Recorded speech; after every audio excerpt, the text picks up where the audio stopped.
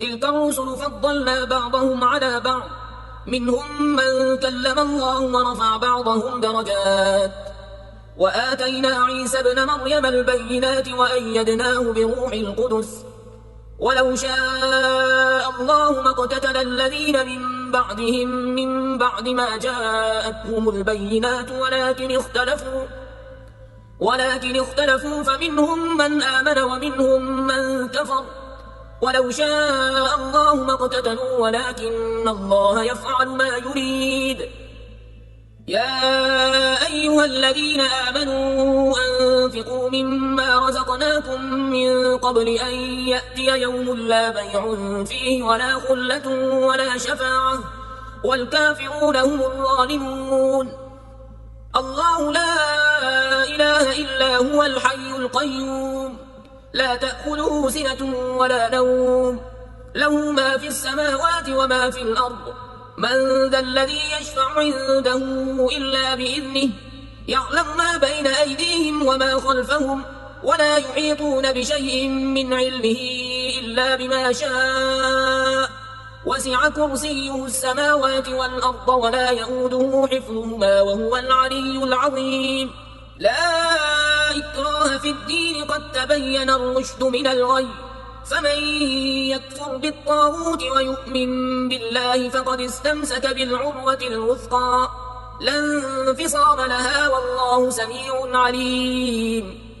الله ولي الذين آمنوا يخرجهم من الظلمات إلى النور، والذين كفروا أولياؤهم الطاغوت يخرجونهم من النور إلى الظلمات، أولئك أصحاب النار هم فيها خالدون. ألم تر إلى الذي حاج إبراهيم في ربه أن آتاه الله الملك، إذ قال إبراهيم ربي الذي يحيي ويميت قال أنا أحيي وأميت. قال إبراهيم فإن الله يأتي بالشمس من المشرق فأت بها من المغرب، فبهت الذي كفر والله لا يهدي القوم الظالمين. أو كالذي مر على قرية وهي خاوية على عروشها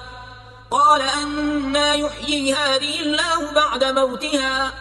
فأماته الله 100 عام ثم بعثه قال كم لبثت؟ قال لبثت يوما أو بعض يوم. قال بل لبثت 100 عام فانظر إلى طعامك وشرابك لم يتسنه، وانظر إلى حمارك ولنجعلك آية للناس، وانظر إلى العظام كيف ننشزها ثم نكسوها لحما. فلما تبين له قال أعلم أن الله على كل شيء قدير. وإذ قال إبراهيم رب أرني كيف تحيي الموتى قال أولم تؤمن قال بلى ولكن ليطمئن قلبي. قال فخذ 4 من الطير فصرهن إليك ثم اجعل على كل جبل منهن جزءا ثم ادعهن يأتينك سعيا، واعلم أن الله عزيز حكيم. مثل الذين ينفقون أموالهم في سبيل الله كمثل حبة أنبتت 7 سنابل في كل سنبلة 100 حبة، والله يضاعف لمن يشاء والله واسع عليم. الذين ينفقون أموالهم في سبيل الله ثم لا يتبعون ما أنفقوا منا ولا أذى لهم أجرهم عند ربهم ولا خوف عليهم ولا هم يحزنون. قول معروف ومغفرة خير من صدقة يتبعها أذى، والله غني حليم. يا أيها الذين آمنوا لا تبطلوا صدقاتكم بالمن والأذى كالذي ينفق ماله رئاء الناس ولا يؤمن بالله واليوم الآخر، فمثله كمثل صفوان عليه تراب فأصابه وابل فتركه صلدا. لا يقدرون على شيء مما كسبوا والله لا يهدي القوم الكافرين ومثل الذين ينفقون أموالهم ابتغاء مرضات الله وتثبيتا من أنفسهم كمثل جنة بربوة أصابها وابل فآتت أكلها ضعفين فإن لم يصبها وابل فطل والله بما تعملون بصير أيود أحدكم أن تكون له جنة من نخيل وأعناب تجري من تحتها الأنهار له فيها من كل الثمرات وأصابه الكبر وله ذرية ضعفاء فأصابها إعصار فيه نار فاحترقت كذلك يبين الله لكم الآيات لعلكم تتفكرون يا أيها الذين آمنوا أنفقوا من طيبات ما كسبتم ومما أخرجنا لكم من الأرض ولا تيمموا الخبيث منه تنفقون ولستم بآخذيه إلا أن تغمضوا فيه واعلموا أن الله غني حميد الشيطان يعدكم الفقر ويأمركم بالفحشاء والله يعدكم مغفرة منه وفضلا والله واسع عليم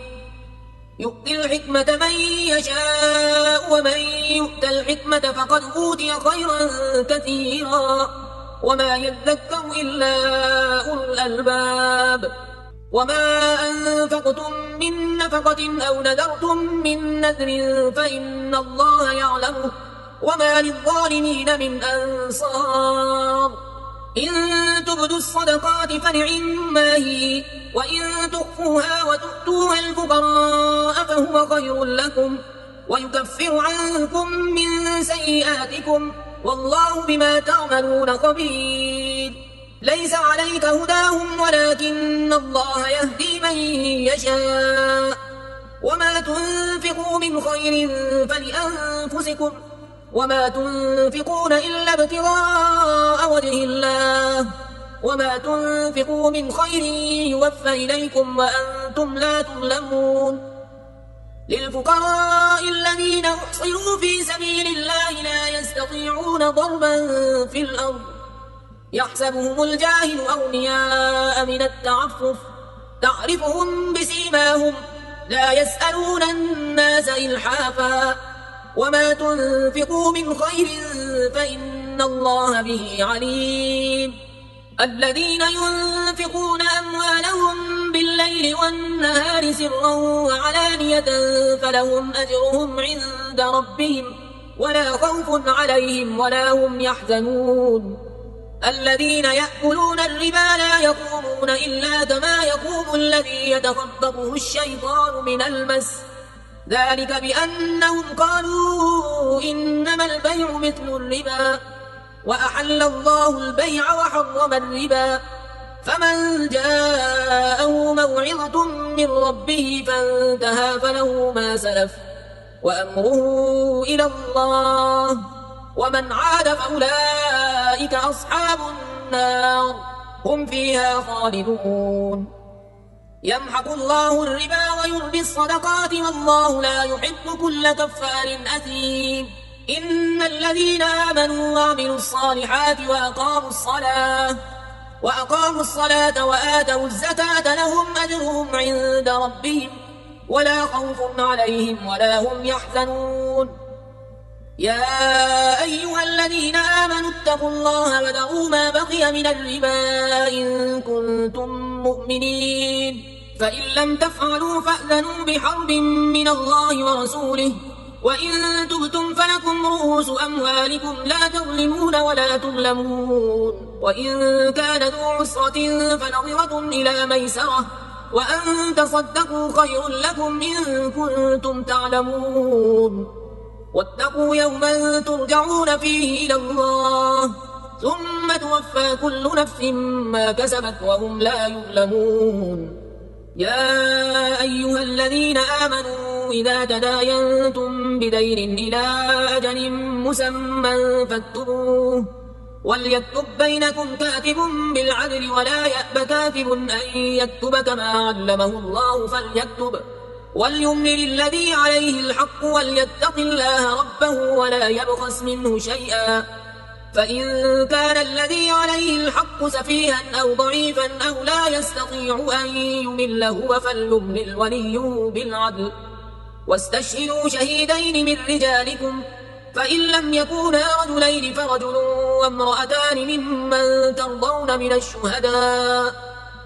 وامرأتان ممن ترضون من الشهداء أن تضل إحداهما فتذكر إحداهما الأخرى ولا يأبى الشهداء إذا ما دعوا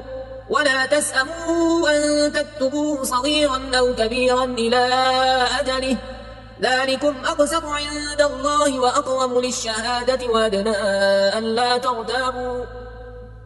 ترتابوا إلا أن تكون تجارة حاضرة تديرونها بينكم فليس عليكم جناح ألا تكتبوها وأشهدوا إذا تبايعتم ولا يضار كاتب ولا شهيد وإن تفعلوا فإنه فسوق بكم واتقوا الله ويعلمكم الله والله بكل شيء عليم وإن كنتم على سفر ولم تجدوا كاتبا فرهان مقبوضة فإن أمن بعضكم بعضا فليؤدي الذي اؤتمن أمانته وليتق الله ربه ولا تكتموا الشهادة ومن يكتمها فإنه آثم قلبه والله بما تعملون عليم لله ما في السماوات وما في الأرض وإن تبدوا ما في أنفسكم أو تخفوه يحاسبكم به الله فيغفر لمن يشاء ويعذب من يشاء والله على كل شيء قدير آمن الرسول بما أنزل إليه من ربه والمؤمنون كل آمن بالله وملائكته وكتبه ورسله لا نفرق بين أحد من رسله وقالوا سمعنا وأطعنا غفرانك ربنا وإليك المصير لا يكلف الله نفسا إلا وسعها لها ما كسبت وعليها ما اكتسبت ربنا لا تؤاخذنا إن نسينا أو أخطأنا ربنا ولا تحمل علينا إصرا كما حملته على الذين من قبلنا ربنا ولا تحملنا ما لا طاقة لنا به واعف عنا واغفر لنا وارحمنا أنت مولانا فانصرنا على القوم الكافرين بسم الله الرحمن الرحيم ألف لام ميم الله لا إله إلا هو الحي القيوم نزل عليك الكتاب بالحق مصدقا لما بين يديه وأنزل التوراة والإنجيل من قبل هدى للناس وأنزل الفرقان إن الذين كفروا بآيات الله لهم عذاب شديد والله عزيز ذو انتقام إن الله لا يخفى عليه شيء في الأرض ولا في السماء هو الذي يصوركم في الأرحام كيف يشاء لا إله إلا هو العزيز الحكيم هو الذي أنزل عليك الكتاب منه آيات محكمات هن أم الكتاب وأخر متشابهات فأما الذين في قلوبهم زيغ فيتبعون ما تشابه منه ابتغاء الفتنة وابتغاء تأويله وما يعلم تأويله إلا الله والراسخون في العلم يقولون آمنا به كل من عند ربنا وما يذكر إلا أولو الألباب ربنا لا تزغ قلوبنا بعد إذ هديتنا وهب لنا من لدنك رحمة إنك أنت الوهاب ربنا إنك جامع الناس ليوم لا ريب فيه إن الله لا يخلف الميعاد إن الذين كفروا لن تغني عنهم أموالهم ولا أولادهم من الله شيئا وأولئك هم وقود النار كدأب آل فرعون والذين من قبلهم كذبوا بآياتنا فأخذهم الله بذنوبهم والله شديد العقاب. قل للذين كفروا ستغلبون وتحشرون إلى جهنم وبئس المهاد. قد كان لكم آية في فئتين التقتا فئة تقاتل في سبيل الله وأخرى كافرة يرونهم مثليهم رأي العين والله يؤيد بنصره من يشاء إن في ذلك لعبرة لأولي الأبصار. زين للناس حب الشهوات من النساء والبنين والقناطير المقنطرة من الذهب والفضة والخيل المسومة والأنعام والحرث ذلك متاع الحياة الدنيا والله عنده حسن المآب. قل أنبئكم بخير من ذلكم للذين اتقوا عند ربهم جنات تجري من تحتها الأنهار خالدين فيها وأزواج مطهرة ورضوان من الله والله بصير بالعباد. الذين يقولون ربنا إننا آمنا فاغفر لنا ذنوبنا وقنا عذاب النار. الصابرين والصادقين والقانتين والمنفقين والمستغفرين بالأسحار. شهد الله أنه لا إله إلا هو والملائكة وأولو العلم قائما بالقسط لا إله إلا هو العزيز الحكيم. إن الدين عند الله الإسلام وما اختلف الذين أوتوا الكتاب إلا من بعد ما جاءهم العلم بغيا بينهم ومن يكفر بآيات الله فإن الله سريع الحساب. فإن حاجوك فقل أسلمت وجهي لله ومن اتبعن وقل للذين أوتوا الكتاب والأميين أسلمتم فإن أسلموا فقد اهتدوا وإن تولوا فإنما عليك البلاغ والله بصير بالعباد. إن الذين يكفرون بآيات الله ويقتلون النبيين بغير حق ويقتلون الذين يأمرون بالقسط من الناس فبشرهم بعذاب أليم. أولئك الذين حبطت أعمالهم في الدنيا والآخرة وما لهم من ناصرين. ألم تر إلى الذين أوتوا نصيبا من الكتاب يدعون إلى كتاب الله ليحكم بينهم ثم يتولى فريق منهم وهم معرضون. ذلك بأنهم قالوا لن تمسنا النار إلا أياما معدودات وغرهم في دينهم ما كانوا يفترون. فكيف إذا جمعناهم ليوم لا ريب فيه ووفيت كل نفس ما كسبت وهم لا يظلمون. قل اللهم مالك الملك تؤتي الملك من تشاء وتنزع الملك ممن تشاء وتعز من تشاء وتذل من تشاء بيدك الخير إنك على كل شيء قدير. تولج الليل في النهار وتولج النهار في الليل وتخرج الحي من الميت وتخرج الميت من الحي وترزق من تشاء بغير حساب. لا يتخذ المؤمنون الكافرين أولياء من دون المؤمنين ومن يفعل ذلك فليس من الله في شيء إلا أن تتقوا منهم تقاه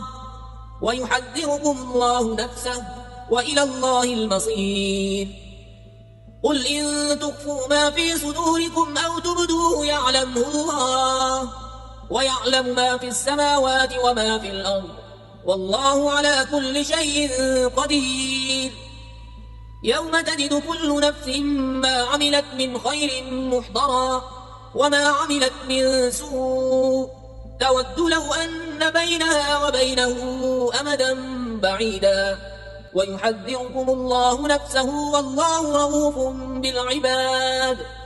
قل إن كنتم تحبون الله فاتبعوني يحببكم الله ويغفر لكم ذنوبكم والله غفور رحيم.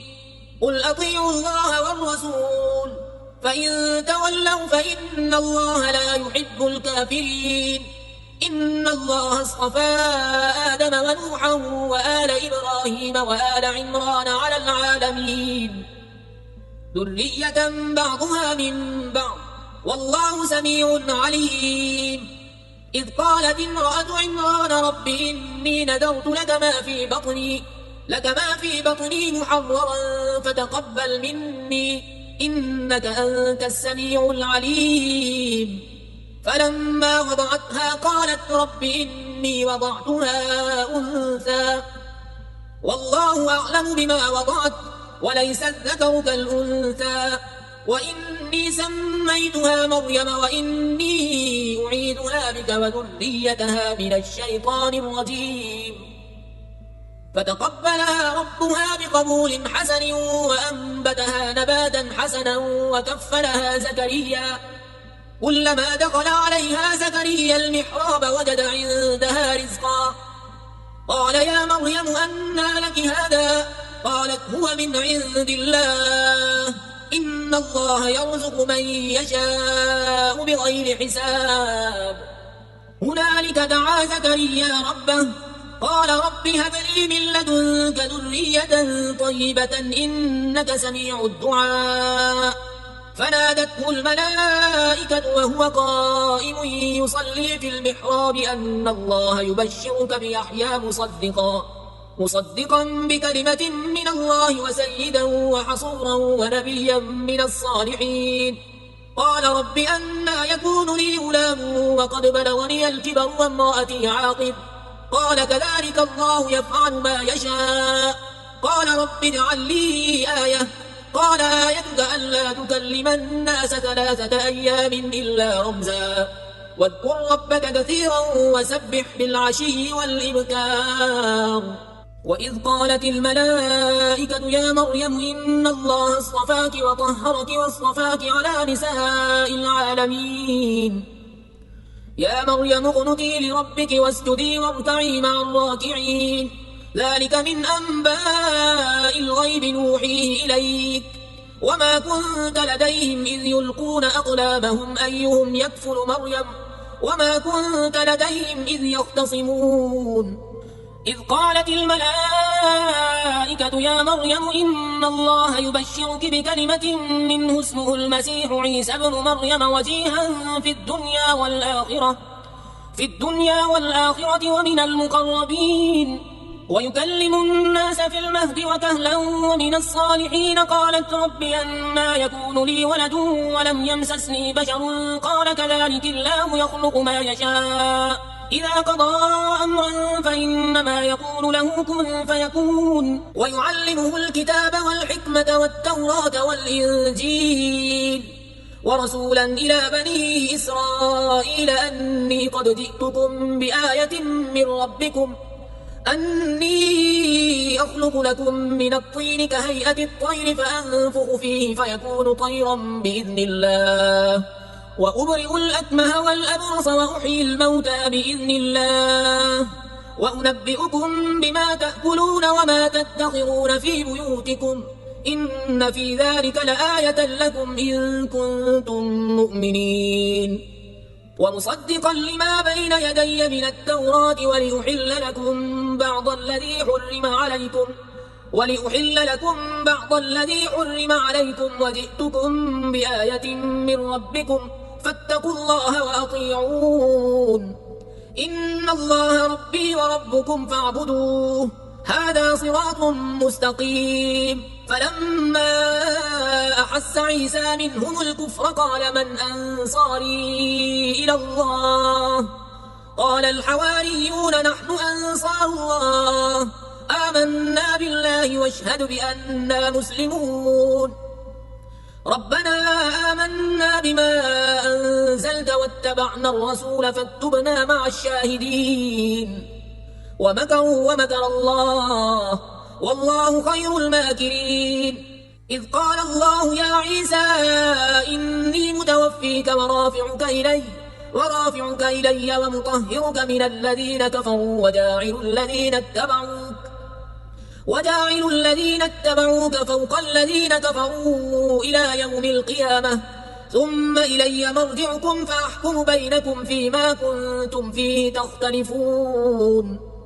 فأما الذين كفروا فأعذبهم عذابا شديدا في الدنيا والآخرة وما لهم من ناصرين وأما الذين آمنوا وعملوا الصالحات فيوفيهم أجورهم والله لا يحب الظالمين ذلك نتلوه عليك من الآيات والذكر الحكيم إن مثل عيسى عند الله كمثل آدم خلقه من تراب ثم قال له كن فيكون الحق من ربك فلا تكن من الممترين فمن حاجك فيه من بعد ما جاءك من العلم فقل تعالوا ندعو أبناءنا وأبناءكم ونساءنا ونساءكم وأنفسنا وأنفسكم ثم نبتهل فنجعل لعنة الله على الكاذبين إن هذا لهو القصص الحق وما من إله إلا الله وإن الله لهو العزيز الحكيم فإن تولوا فإن الله عليم بالمفسدين قل يا أهل الكتاب تعالوا إلى كلمة سواء بيننا وبينكم ألا نعبد إلا الله ولا نشرك به شيئا ولا يتخذ بعضنا بعضا أربابا من دون الله فإن تولوا فقولوا اشهدوا بأننا مسلمون يا أهل الكتاب لم تحاجون في إبراهيم وما أنزلت التوراة والإنجيل إلا من بعده أفلا تعقلون أنتم هؤلاء حاججتم فيما لكم به علم فلم تحاجون فيما ليس لكم به علم والله يعلم وأنتم لا تعلمون ما كان إبراهيم يهوديا ولا نصرانيا ولكن كان حنيفا مسلما وما كان من المشركين إن أولى الناس بإبراهيم للذين اتبعوه وهذا النبي والذين آمنوا والله ولي المؤمنين ودت طائفة من أهل الكتاب لو يضلونكم وما يضلون إلا أنفسهم وما يشعرون يا أهل الكتاب لم تكفرون بآيات الله وأنتم تشهدون يا أهل الكتاب لم تلبسون الحق بالباطل وتكتمون الحق وأنتم تعلمون وقالت طائفة من أهل الكتاب آمنوا بالذي أنزل على الذين آمنوا وجه النهار واكفروا آخره لعلهم يرجعون ولا تؤمنوا إلا لمن تبع دينكم قل إن الهدى هدى الله أن يؤتى أحد مثل ما أوتيتم أو يحاجوكم عند ربكم قل إن الفضل بيد الله يؤتيه من يشاء والله واسع عليم يختص برحمته من يشاء والله ذو الفضل العظيم ومن أهل الكتاب من إن تأمنه بقنطار يؤديه إليك ومنهم من إن تأمنه بدينار لا يؤديه إليك إلا ما دمت عليه قائما ذلك بأنهم قالوا ليس علينا في الأميين سبيل ويقولون على الله الكذب وهم يعلمون بلى من أوفى بعهده واتقى فإن الله يحب المتقين إن الذين يشترون بعهد الله وأيمانهم ثمنا قليلا وأيمانهم ثمنا قليلا أولئك لا خلاق لهم في الآخرة ولا يكلمهم الله ولا ينظر إليهم يوم القيامة ولا يزكيهم ولهم عذاب أليم. وإن منهم لفريقا يلمون ألسنتهم بالكتاب لتحسبوه من الكتاب وما هو من الكتاب ويقولون هو من عند الله وما هو من عند الله ويقولون على الله الكذب وهم يعلمون. ما كان لبشر أن يؤتيه الله الكتاب والحكم والنبوة ثم يقول للناس كونوا عبادا لي من دون الله ولكن كونوا ربانيين بما كنتم تعلمون الكتاب وبما كنتم تدرسون. ولا يأمركم أن تتخذوا الملائكة والنبيين أربابا أيأمركم بالكفر بعد إذ أنتم مسلمون. وإذ أخذ الله ميثاق النبيين لما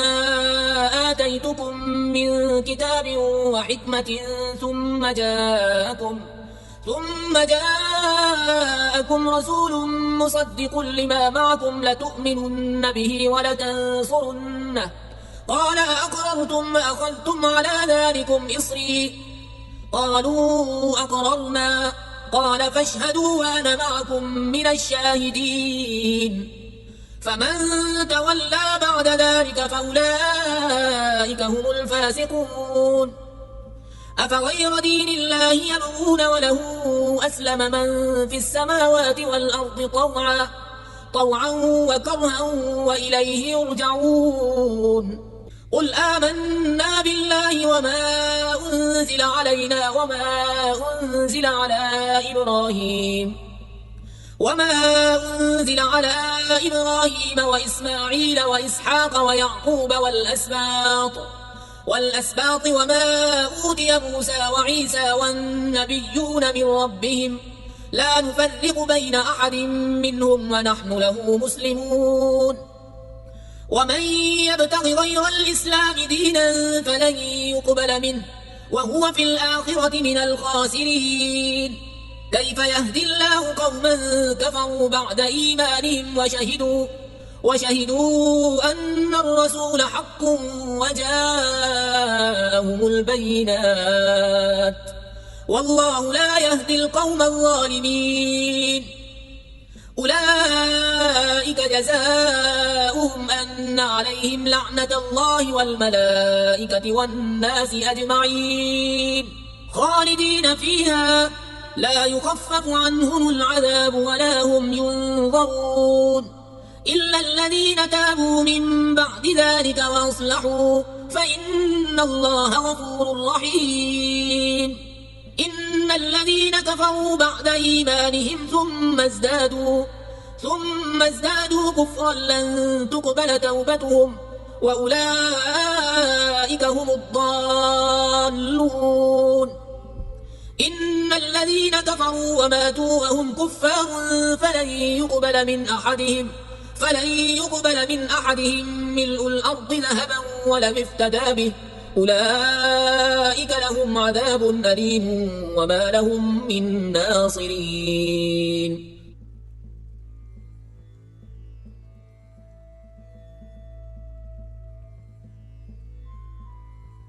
لا إله إلا الله محمد رسول الله. لا إله إلا الله محمد رسول الله. لا إله إلا الله محمد رسول الله.